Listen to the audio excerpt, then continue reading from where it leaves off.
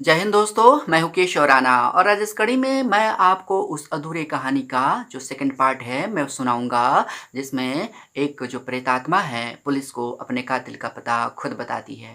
तो दोस्तों, जब डॉक्टर जो है, जब डिटेक्टिव्स जो है, जब उसके पास पहुंचता है और उससे पूछता है कि बताइए आपकी बीवी जो है, आप जो इन्फॉर्मेशन गेन करना चाहते हैं, जो आप अपनी बीवी के बारे में बता रहे हैं कि एक सोल ने, एक स्पिरिट ने आपकी बीवी के बॉडी को पजेस कर रखा है, तो उसके बाद क्या हुआ। जो डॉक्टर है, अब वह डॉक्टर बताता है कि ये जो स्पिरिट है उसका घोस्ट है, वह उसकी बीवी की बॉडी पर तकरीबन रात्रिकालीन 12 बजे से लेकर के 4 बजे के बीच में वह उस पर हावी होता है और वह पूरी दास्तान बताता है और कहता है कि उसकी बॉडी का, बेबी का जो बोलने का जो वे है वह पर पूरी तरह से बदल जाता है। उसकी आँखें हैं जो काफ़ी ज़्यादा लाल पड़ जाती है और जो उसके शरीर में पता नहीं कहाँ से इतनी बला की ताकत आ जाती है कि वह किसी भी बड़ी से बड़ी चीज़ों को उठा कर के हवा में उछाल देने की ताकत रखती है। तो पुलिस उससे पूछता है, तो बताइए इसका इस केस से क्या रिलेशन है? तो वह कहता है कि पिछले 1 महीने से वह नींद में बड़बड़ाया करती थी, लेकिन अब उसने उसका जीना दूभर कर रखा है, क्योंकि वह बार-बार कहती है कि मेरा कत्ल हुआ है। और जब मैं उससे पूछता हूँ कि तुम कौन हो? किसने तुम्हारा कत्ल किया? तो वह कहती है कि मेरा नाम टेरेसीटा बासा है और टेरेसीटा बासा, मैं वही टेरेसीटा बासा हूँ जो फिलीपींस मुल्क का रहने वाली हूँ और मेरा कत्ल एएस ने किया है, जिसका पूरा नाम है एलन शौरी। और वह बताती है, अब आगे जो पुलिस है, जो डिटेक्टिव्स है, उससे पूछने की कोशिश करता है कि आखिर एलन शौरी से तुम्हारी मुलाकात कैसी हुई और एलन शौरी को तुम जानती कैसी हो? तुम कैसे जानते हो? कि आपने उससे ये सवाल पूछा? तो डॉक्टर कहता है कि हाँ, मैंने उससे ये सवाल पूछा और मैंने जब उससे पूछा कि आखिर तुम्हारा जो ये मर्डर हुआ, उसने तुम्हारा मर्डर एस यानी कि एलन शौरी नाम के शख्सियत ने तुम्हारा मर्डर आखिर क्यों किया?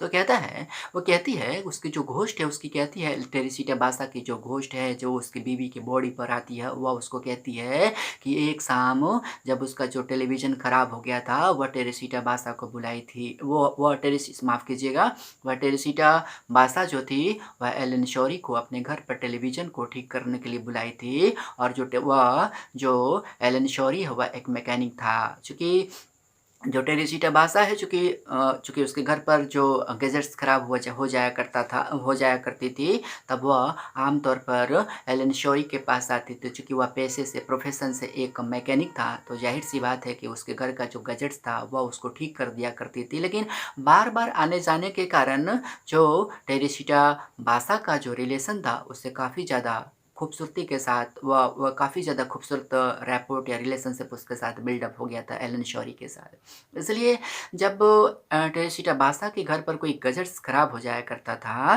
तो एलन शौरी आता था, गुडविल में उसको बना दिया करता था और एलन जो टेरेसीटा बासा है, गुडविल के नाम पर कभी-कभी उसको कोई मूवी का या फिर कोई थिएटर बुक कर लिया करती थी उसके साथ मूवी देखने के लिए, या फिर उसके साथ कभी-कभी कॉफ़ी पी लिया करती थी और इस तरह से गुडविल में दोनों एक-दूसरे को कोऑपरेट कर किया करते थे, सपोर्ट किया करते थे।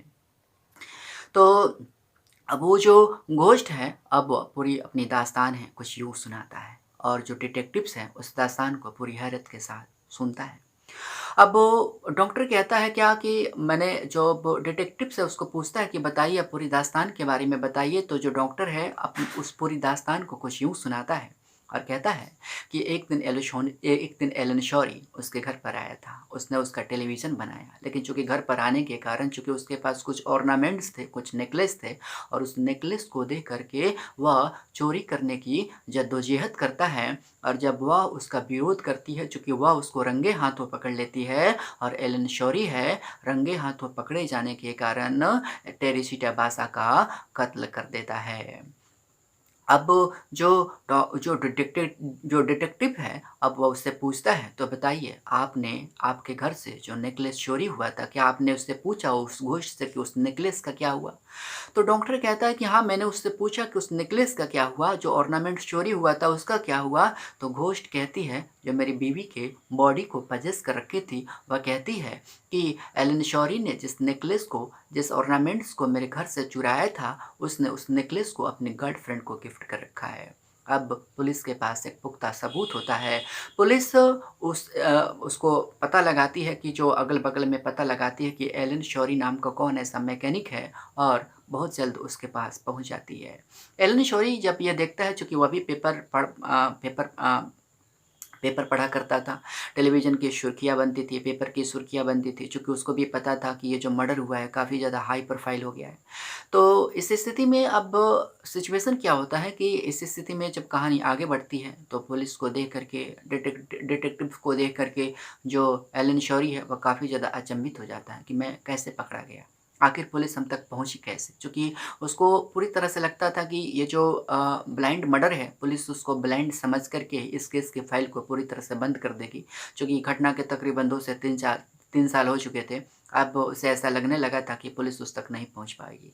लेकिन अचानक पुलिस को देख कर के वह सकते में पड़ जाता है। लेकिन फिर भी अपने आप को मासूम बनाए रखते हुए वह कहता है कि बोलिए कैसे आना हुआ आपका? और पुलिस उससे पूछती है कि क्या तुम्हारे पास कोई गर्लफ्रेंड है? वह कहता है कि हाँ, मेरे पास एक गर्लफ्रेंड है। पुलिस पूछती है कि तो चलो उसका इन्फॉर्मेशन बताओ कि कहाँ रहती है? और पुलिस उसको उठा लेती है और अपने साथ उसके गर्लफ्रेंड के घर तक पहुँचती है। गर्लफ्रेंड के घर पर पहुँचने के पश्चात जो पुलिस है सवाल पूछती है कि क्या हाल-फिलहाल में आपके बॉयफ्रेंड ने आपको कोई गिफ्ट किया है?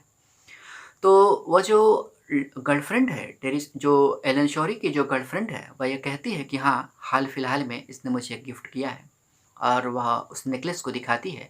नेकलेस को देख कर के पुलिस काफ़ी ज़्यादा आशंकित और सशंकित रहती है, इसलिए टेरेसिटा बासा के जो ख़ास दोस्त है उसके पास वह जाती है, पुलिस जाता है और इन्फॉर्मेशन गैदर करता है कि क्या सचमुच यह जो नेकलेस है, क्या वह टेरेसिटा बासा की ही है?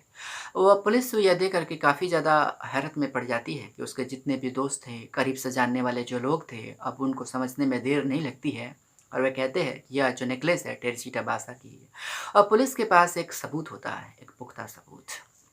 पुलिस इस केस को का ट्रायल ट्रायल चलाती है। अब ये जो केस है वह न्यायालय में चलने लगता है। उसकी ढेर सारी जो ट्रायल्स होती है चलने लगती है।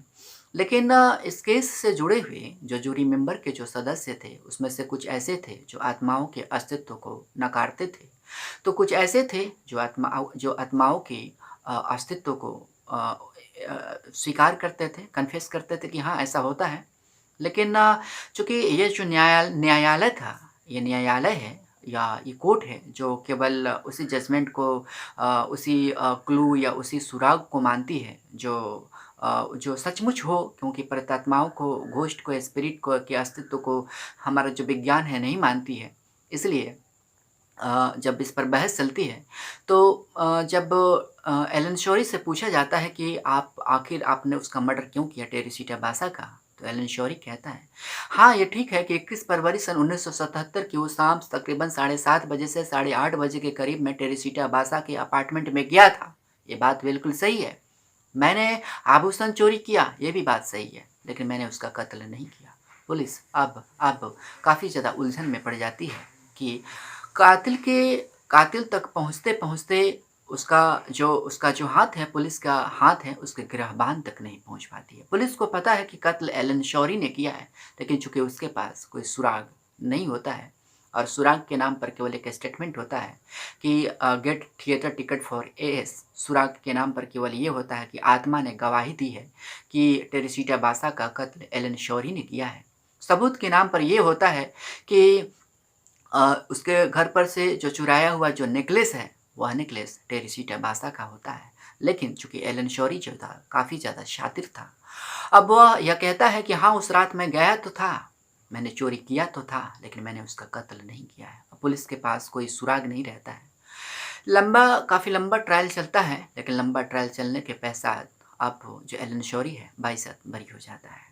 लेकिन उसके बाइज़्ज़त बरी हो जाने के पश्चात जो टेरेसिटा बासा का जो घोस्ट है, अब उस केस से जुड़े हुए जितने भी लोग होते हैं, चाहे वह जूरी मेंबर से जुड़ा हुआ सदस्य हो या फिर चाहे वह पुलिस हो या फिर कोई जो डिटेक्टिव हो या डॉक्टर हो या उसकी बीवी हो, जो इस केस से जुड़े हुए जो अहम तार, जो अहम सुराग होते हैं, अब टेरेसिटा बासा का घोस्ट उसका जीना दूभर कर देता है, दुश्वार कर देता है।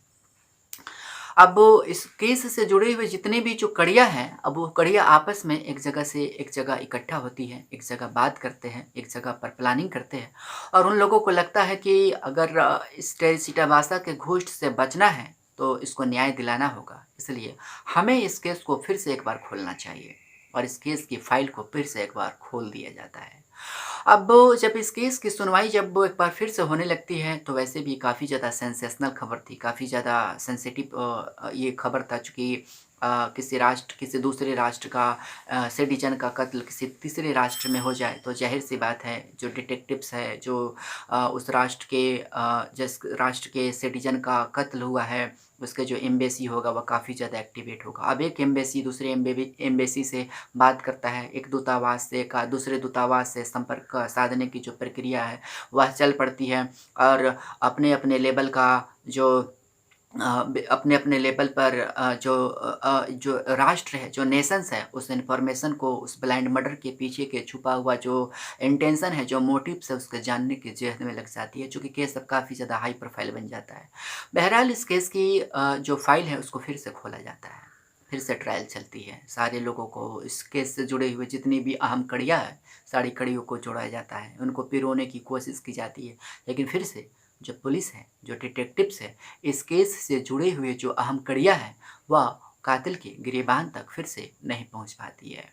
और फिर से जो एलन शौरी है, अपने वकील के माध्यम से कोर्ट में यह दलील रखता है कि हाँ, मैं उस राज तो गया था। मैंने आभूषण, मैंने ऑर्नामेंट्स की चोरी की तो थी, लेकिन मैं कातिल नहीं हूँ। अब पुलिस फिर से मजबूर हो जाती है। अब पुलिस फिर से उसको बाइज्जत बरी कर देती है।